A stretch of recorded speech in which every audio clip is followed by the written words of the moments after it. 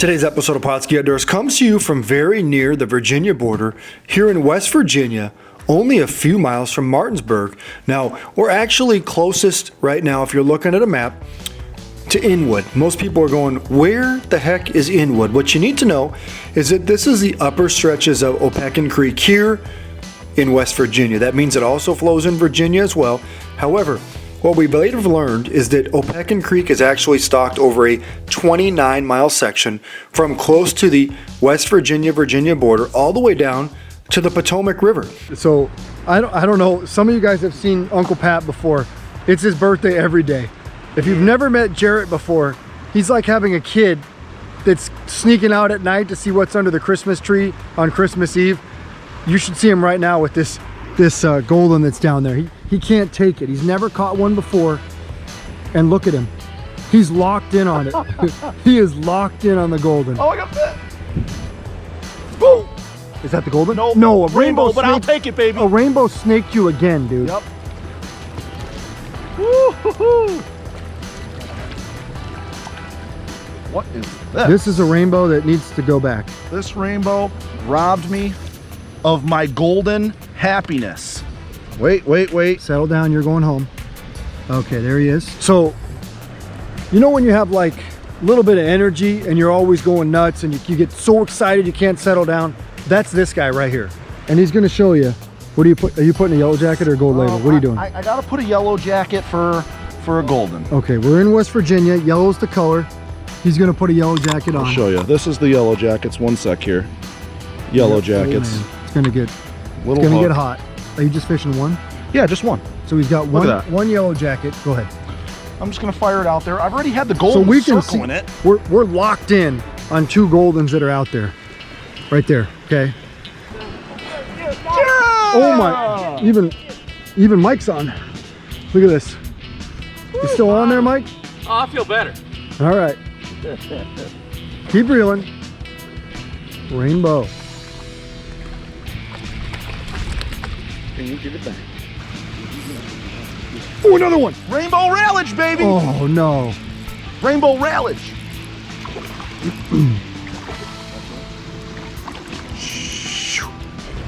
One sec here, he's squirming. Another nice rainbow. All right, we're out here on Opequon Creek, and I want to go over some of the ways we caught some fish because we did really good today, and we've seen a lot of people and really not much to show for it on their end. I want to talk to you about flow fishing eggs. So these were the two best eggs that I was switching between today. And we got yellow jackets and gold label. And the reason I was switching between these two is you can tell that the presentation is very different. This is a bigger yellow egg, about 10 millimeters in size, and this is a smaller red egg, about 7 to 8 millimeters in size. And I think just switching back and forth between the two was a nice amount of variation to keep the fish going. And you'll see too, we've caught fish on other things, fire gel, fire worms, things like that. But here's what I'm looking at for float fishing eggs. So a bobber rig. Does not matter what kind of bobber you use. This one slides on some tubing. You could get a slip bobber or clip-on bobber. Just get a bobber, some split shots to get your eggs down. And here's the most important part, is a 4-pound fluorocarbon leader, which you'll see here on this lower half. And it's about 18 inches in length. So let me just show you from hand to hand, 18 inches in length. 4-pound fluorocarbon leader is the key, all right? Alongside a very small hook. And let me show you what that looks like with an egg on it. I'll show you with the yellow jacket. And I'll show you what I was doing with the gold labels too. But these yellow jackets are bigger eggs, so a size 12 is actually gonna bury in there really well. And that's what that looks like with the yellow jacket. I'm just gonna pull that off so I can show you what I was doing with the gold label. The gold labels, I was changing it up. The gold labels, I would either take, 1 or 2 eggs, just kind of depending on how I wanted to switch it up to get extra bites. If you're gonna run a single one, you can just put it right on there like that. But if you wanna do a double, then you simply just push the hook all the way through, slide that up, and then you can tack on another one right below it.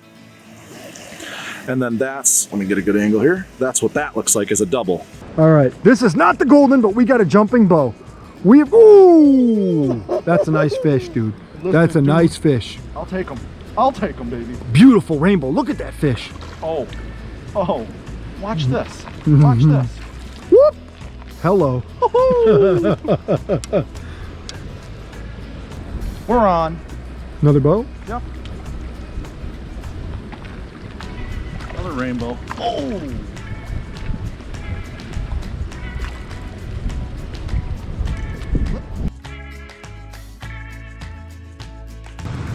Yep. Oh, it's average, but I'll take it. Woo-hoo-hoo! Wow.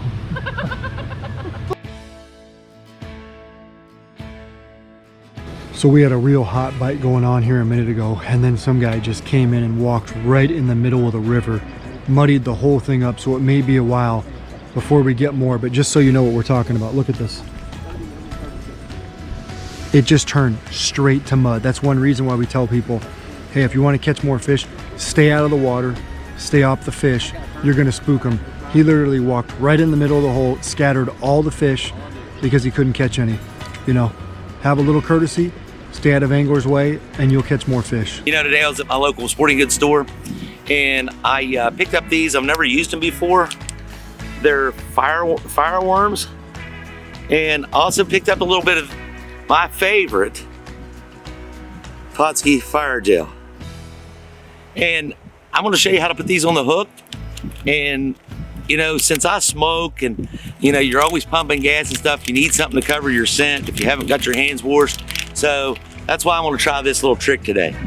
So first thing I do is I have a lead head hook, and I'm gonna thread this up on here.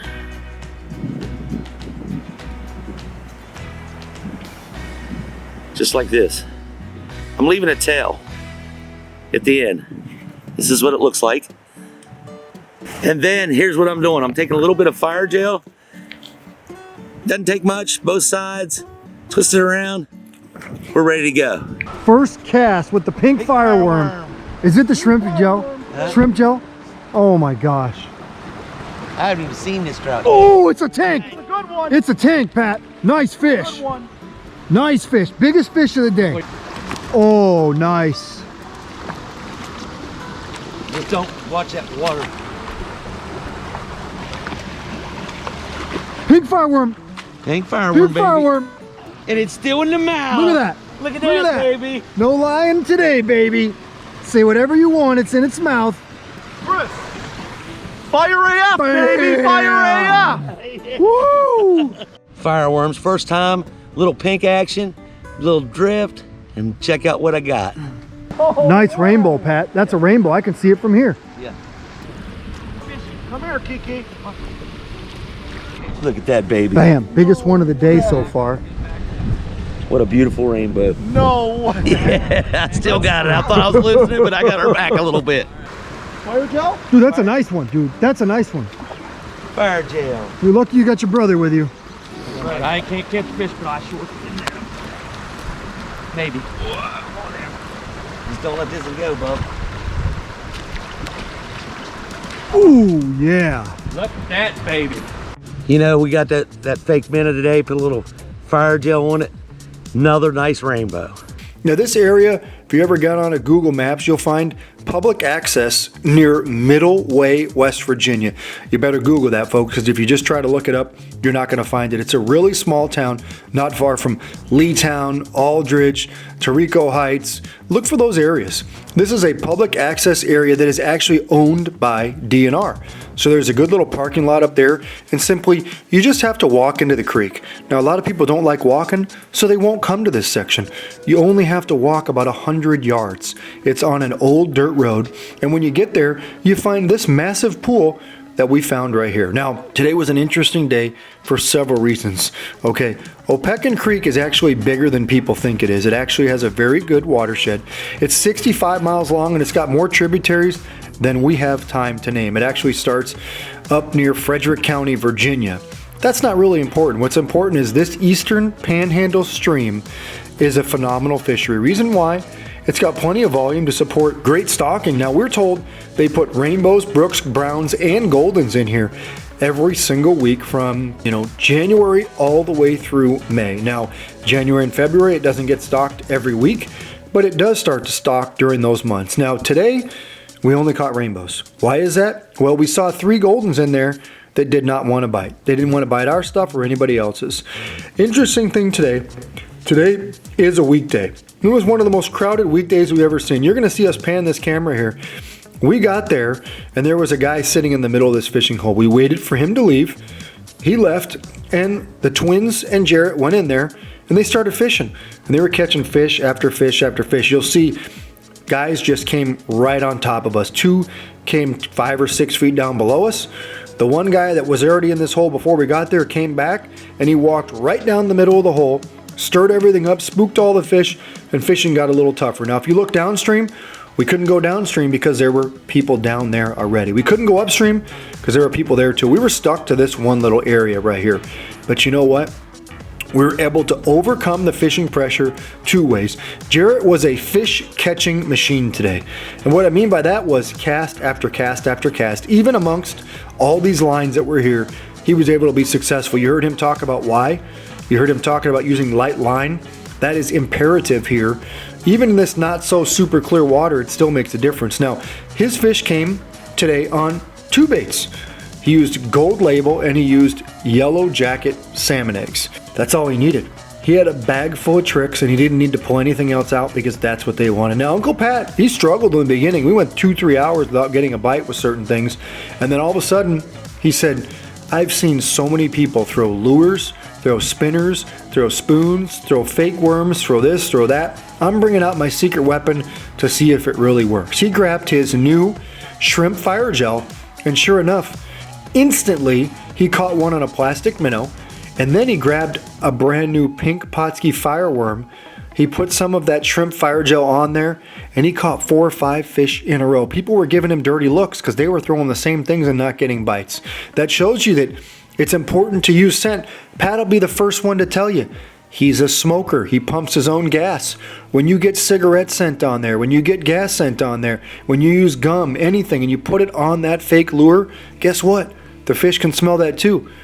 That shrimp fire gel masked it up and made Pat look like a legend out there today.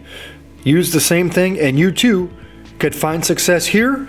Only minutes from Martinsburg, only 40 minutes from Hagerstown, Maryland, in a beautiful part here on the Panhandle.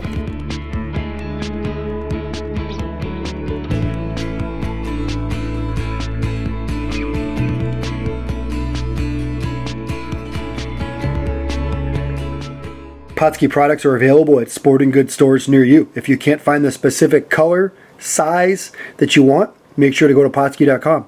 And as a thank you for watching Pautzke Outdoors, we're going to show you a coupon code to be used for 10% off your next order.